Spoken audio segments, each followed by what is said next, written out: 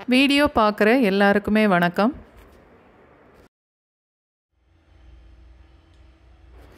சிவப்பு பூசணிக்காய் வச்சு இன்றைக்கி ஒரு பால் கறி செய்து பார்க்கலாம். இந்த பால் கறி செய்கிறதுக்கு நல்ல பிஞ்சு பூசணிக்காவாக இருந்தால் ரொம்ப நல்லாயிருக்கும்.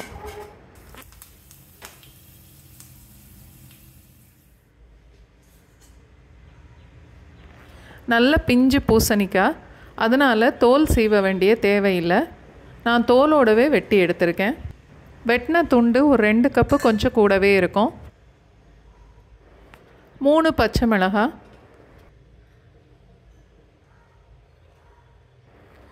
10-12 சின்ன வெங்காயம், பெருசாக இருந்தால் 2ஆக வெட்டி எடுத்துக்கலாம். மீடியம் சைஸ் தேங்காயில் பாதி அளவில் பால் எடுத்து வச்சுருக்கேன். ஃபஸ்ட்டு நல்ல கெட்டியாக பால் எடுத்து அதை தனியாக வச்சுட்டு, இது 2ஆவதாக எடுத்த தேங்காய் பால் 3/4 கப் அளவுக்கு இருக்கும்.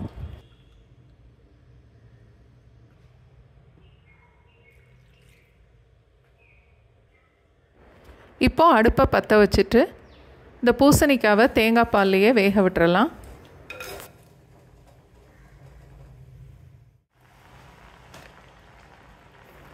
பூசணிக்காய் வேகும்போது நடுவில் ஒரு 2-3 தடவை கிளறி விட்டுக்கணும்.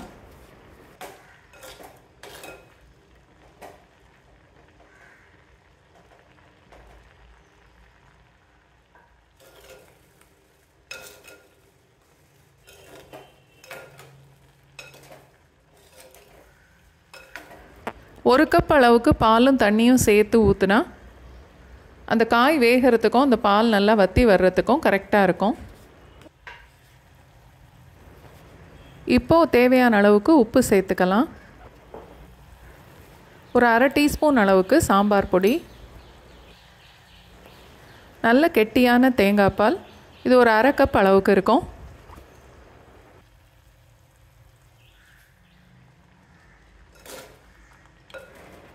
நல்லா கலந்துட்டு இந்த பால் பூசணிக்காவோடு சேர்ந்து கொஞ்சம் கெட்டியாக வர்ற வரைக்கும் இது கொதிக்கட்டும்.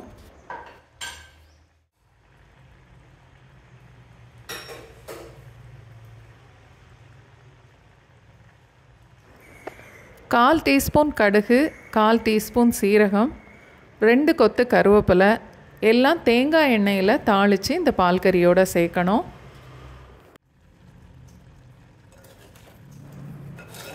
இந்த அளவுக்கு கொஞ்சம் கெட்டியான உடனே நம்ம அடுப்பை ஆஃப் பண்ணிடலாம்.